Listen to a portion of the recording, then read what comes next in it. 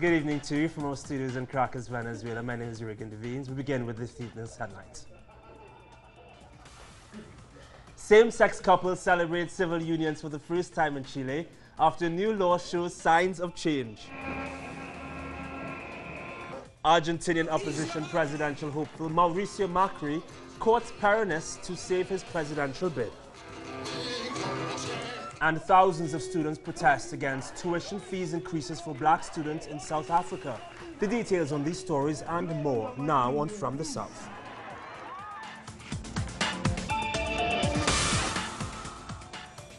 Thank you for being here with us. We start off tonight in Chile, where the first same-sex civil union was celebrated. The civil union agreements came into effect into the country for both homosexual and heterosexual couples. It regulates on subjects such as inheritance and child custody, although it does not allow couples to adopt. Chilean Roxana Ortiz and Spaniard Virginia Gomez were the first ones to seal the deal as a couple in Santiago. Some other 500 couples are scheduled to register in the first 3 days. Surely it's a historical moment. It's tremendous news that finally, after so many decades of calling for it, the Chilean government finally recognizes that two people of the same sex are also a family, that we are not abnormal. I think it's tremendously powerful for the very couples who have spent years living together and for society as a whole. I think this is something that's good for Chile, which makes Chile more equal. Also in Chile, a group of armed men attacked a forestry equipment storage area at the southern Araucania region, where the indigenous Mapuche people are fighting for what they claim is their ancestral land. The attackers set 3 machines on fire and assaulted the employees. Their identities are unknown, but signs referencing the Mapuche's land rights claim were found at the scene. They tied me up right away. They threw me face down and pointed at me with a gun. They kicked me in the ribs. They aimed a shotgun at me. It seemed to be the same kind the police use, like a rifle. They put the gun at the nape of my neck. A tunnel crossing the border between Mexico and the United States has been discovered. The federal police found 10 tons of marijuana and arrested 16 suspected drug traffickers. The tunnel is around 800 meters long and links to warehouses in Mexico's Tijuana as well as to San Diego in California. The entrance plunged about 10 meters to the bottom of a shaft, meeting a passageway with structural supports, electricity and ventilations, much like the one used by drug lord El Chapo Guzman to escape. It also included a rail mechanism to move a platform with the drug packages. Most of those arrested are from Sinaloa and one from Tijuana. As Sunday's elections in Argentina approach, opposition leader Mauricio Macri is turning heads by complimenting terrorism in an attempt to garner last-minute votes. The outgoing mayor of Buenos Aires is the only non-Peronist in the 3-person race and had previously distanced himself from the political movement founded by Juan Perón in the 1940s. But Macri's support has fallen, and it is uncertain whether he can force front-runner Daniel Scioli of the Peronist ruling party into a runoff vote.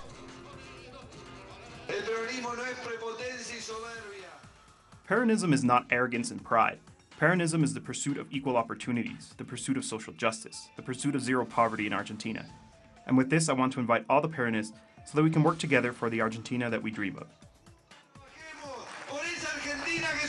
And the Argentinian Minister of Economy and parliamentary candidate for the ruling Front for Victory party, Axel Kicillof, closed his electoral campaign at the Luna Park Stadium in Buenos Aires, ratifying his commitment to social inclusion and praising the past 12 years of government. Compañeros y compañeras, Néstor y Cristina.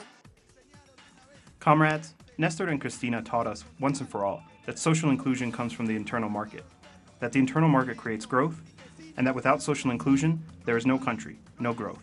There's absolutely nothing. Also on Sunday, Haitians go to the polls to choose a new president. Our correspondent in the Caribbean has the latest. Like a few other islands in the Caribbean, it is election campaign season in Haiti. It comes 5 years and 10 months after Haiti was struck by a catastrophic magnitude 7.0 earthquake, which destroyed the capital, Port-au-Prince, and killed over 200,000 people. The Caribbean community, CARICOM, will mount an election observation mission in Haiti for the first round of the presidential elections and the second round of the legislative elections, which will take place on October 25th, 2015. The fielding of this mission comes at the request of the government of Haiti and follows the presence of CARICOM election observation missions in St. Kitts and Nevis, Guyana, Suriname, and Trinidad and Tobago. Now, there are 53 presidential candidates and 5.8 million registered voters in Haiti. The second round of the legislative elections will be a runoff for seats for the lower house and the Senate in Haiti's 119 constituencies. In the first round, which was held on August 9, 2015, 2,000 candidates from more than 100 political parties lobbied for those seats. The CARICOM Elections Observation Mission was scheduled to begin arriving in Haiti on October 21st and will depart on October 27th and the 28th.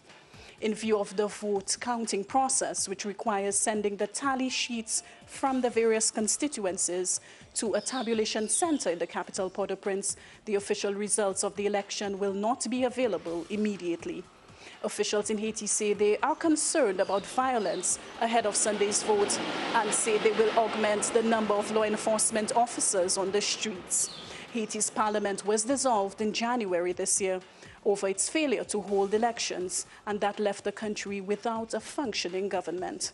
Alison Kentish, Telesur, St. Lucia. Venezuela's Socialist Party has requested the prosecution of two businessmen. It comes after the country's National Assembly President, Diosdado Cabello, presented a recording of the two men discussing asking for a loan from the IMF for Venezuela. Venezuelan billionaire businessman Lorenzo Mendoza and Harvard economist Ricardo Hausman were recorded during a phone call saying that the country's crisis-hit economy would need an international monetary fund intervention to the tune of $40 to $50 billion. It's not clear how the recording of the telephone call was obtained, but Mendoza has accused the government of invading his privacy. On the other hand, the president of Venezuela, Nicolas Maduro, says the two should be investigated for possible usurpation of presidential functions. Those who go to the International Monetary Fund, who are not the government, who are not signatories of the agreement to negotiate against the Republic, that crime is called usurpation of functions, is called treason of the motherland, and called conspiracy. They are the ones who will have to face justice and demonstrate and prove their innocence. As elections approach in Venezuela, the National Assembly president says that he believes the political opposition could attempt to undemocratically overthrow the government if it loses the elections. They will not respect the results, so let's be prepared for that, dear peers.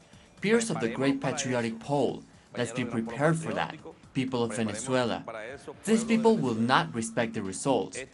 They not believe in democracy. They don't believe in what they're doing. This is just an obstacle for them, for their plans for a coup in Venezuela.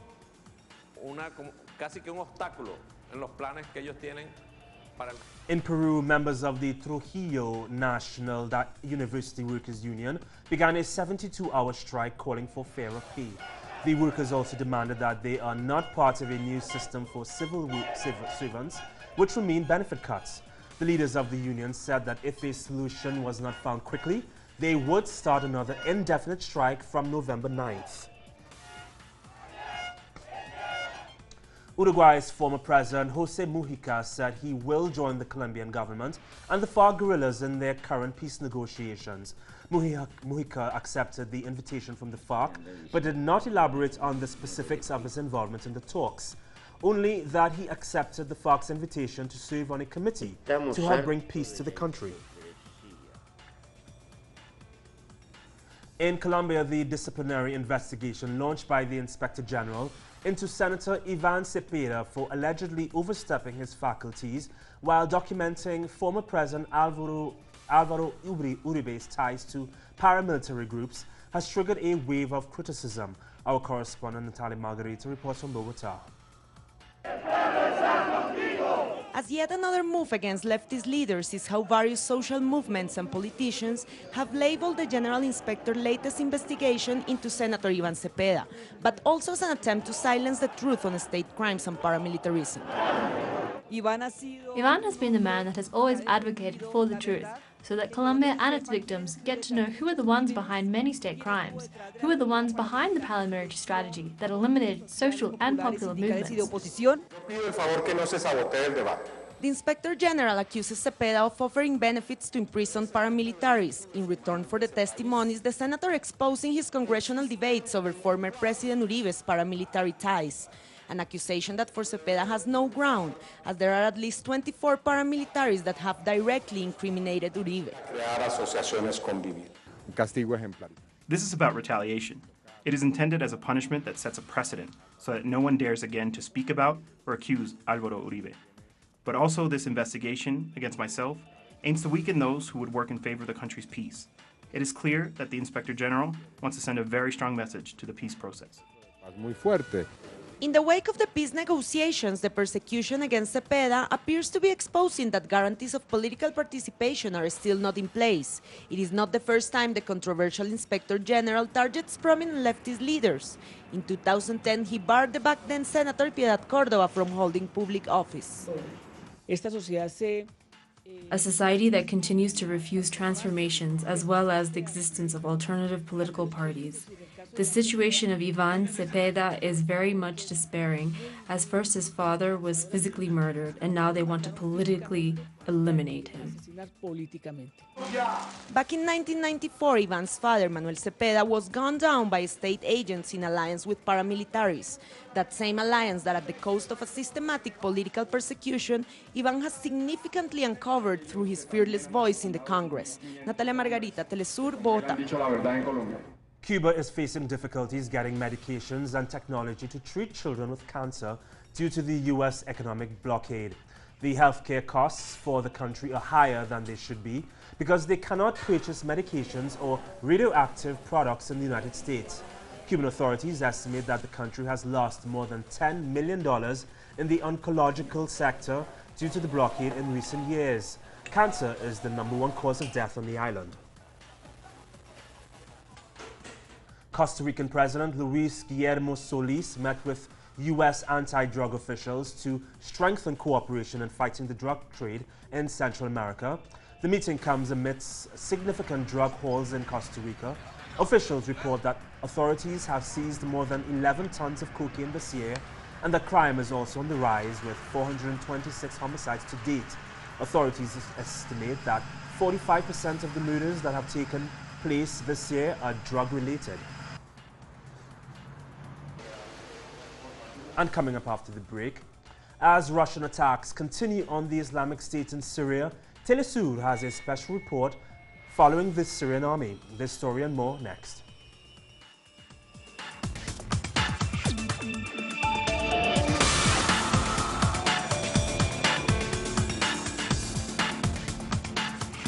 The truth behind the power.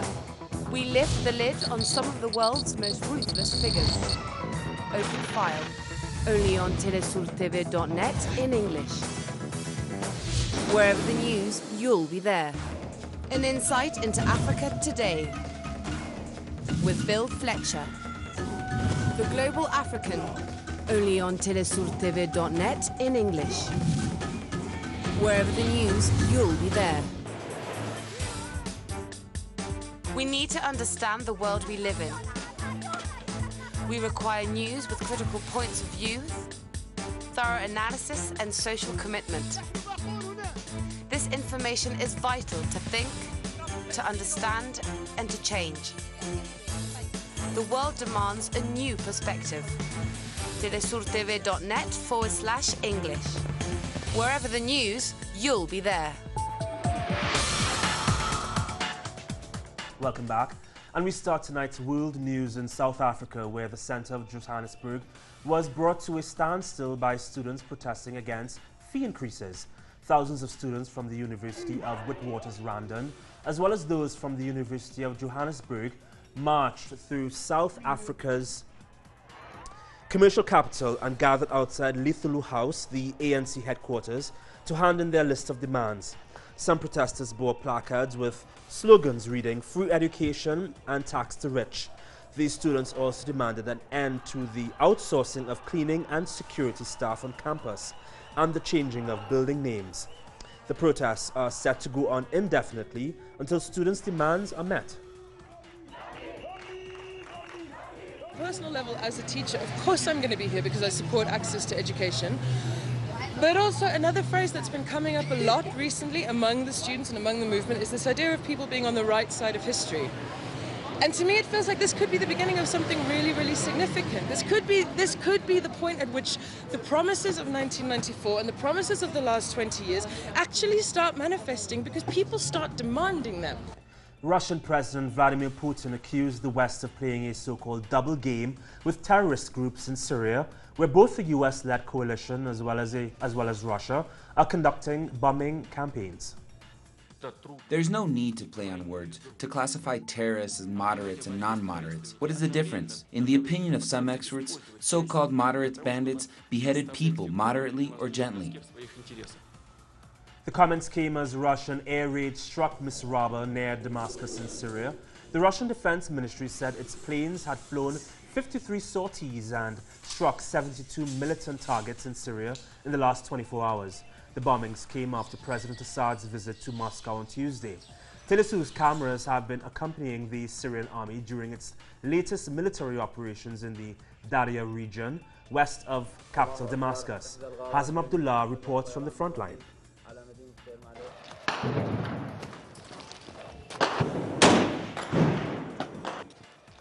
We are standing here in the middle of Daria, west side of Damascus, alongside the Syrian army. And we have seen the clear progress made by the army in its clashes with the terrorists. The officers and soldiers of the Syrian army say their morale is high as they regain control of the various sectors in this area, which were under the control of the extremists. Our morale is very high and victory is coming. It's impossible for evil to triumph over goodness. We are here to defend the innocent and we're winning no matter how long it takes. The reactions to the lightning visit made by President al-Assad to Moscow.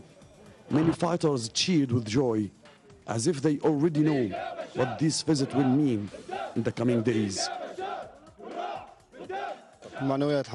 Morale is high, and we are in a state of readiness for any new mission. We believe that God's victory is near. Of course, after the news of the President's visit, our morale rose even more. We are making clear progress on this front all the time. The story doesn't end here. This is just one of several fronts in Syria. The fighters on the front line take us to see them in action, with faces full of joy and determination. Everyone wants this to be the last episode in this fierce war. Hazem Abdullah, Telesur, Syria. Since September, 42 Palestinians and 8 Israelis have died in violence thought to have been triggered by assumed Israeli repression of Palestinians at the Holy Al-Aqsa Mosque. And Israel has been criticized by international human rights organizations for its persistent excavations and works in East Jerusalem, particularly in and around the Old City. Now, a new modified resolution passed this week by UNESCO declares Jerusalem's Western Wall an integral part of the Al-Aqsa Mosque compound. Jews believe the resolution can prevent them from slipping written prayers into its cracks, as they have always done. For the refugee crisis in Europe, some 3,000 refugees were transported to the Austrian border from Slovenia, then taken to reception centers. Latest reports are that about 12,000 refugees crossed over into Slovenia from Croatia over the past 24 hours. Slovenia's president is demanding urgent assistance from the EU. Democratic presidential candidate Hillary Clinton addressed a congressional committee in the U.S. on the topic of the 2012 Benghazi attacks that resulted in the death of John Christopher Stevens, the U.S. ambassador to Libya, as well as 3 other Americans. Clinton insisted that the committee rise above partisanship in their investigations. Democrats claim that Republicans have been attempting to use the events in Benghazi to hurt Clinton's presidential campaign. During a hearing before the House Select Committee, Hillary Clinton responded to questions regarding the attack of a U.S. compound in Benghazi, Libya on September 11, 2012, which led to the deaths of 4 American citizens. Members of the committee grilled Clinton for more than 6 hours, seeking the truth. We owe them and each other the truth. The truth about why we were in Libya. The truth about what we were doing in Libya. The truth about the escalating violence in Libya before we were attacked and these 4 men were killed. The truth about requests for additional security. The truth about requests for additional personnel. Clinton focused her defense during the hearing on the fact that being a diplomat has various risks and that people in these positions are aware of them. The State Department sends people to more than 270 posts in 170 countries around the world. Chris Stevens understood that diplomats must operate in many places where our soldiers do not, where there are no other boots on the ground, and safety is far from guaranteed. In fact, he volunteered for just those assignments. One of the most criticized instances, not only throughout the hearing, but for the past 3 years, is the fact that U.S. diplomat Christopher Stevens had requested increased security prior to the attacks. Es muy fácil decir con la información que tengo ahora que hubiera hecho distinto. Obviamente hay que aprender de las lecciones y por eso se le enviaron proyectos de ley al Congreso para mejorar las asignaciones y el Congreso no quiso aprobarlas. Pero aparte de eso, en el momento los servicios de inteligencia no tenían ningún tipo de información que llevara a la conclusión que había que darle más seguridad. The investigation leading up to this hearing has cost taxpayers $4.8 million thus far and has received full support from the largest media outlets in the U.S. Bianca Perez, Telesur, Washington, D.C. In Malaysia, devotees came out in their numbers to take part in the 9-day Taoist celebration, which began on the eve of the 9th lunar month of the Chinese calendar. The 9 Emperor Gods festival welcomes the Emperor Gods that live in the stars under the reign of the Queen of Heaven, who brings good fortune, longevity, and good health.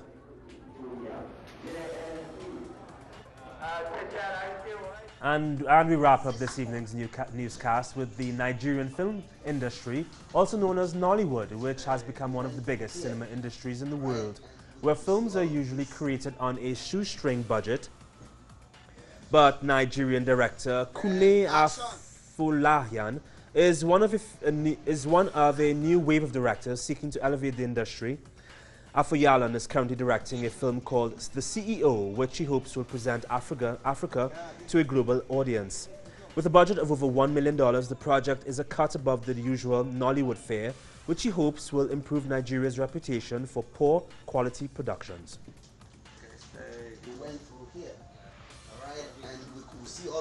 And that's it for us this evening. Remember, there is a lot more on these and other stories on our website, telesurtv.net/English. From our news teams in Quito, Ecuador, and right here in Caracas, Venezuela, my name is Regan Devines. Have a great evening. We'll see you tomorrow.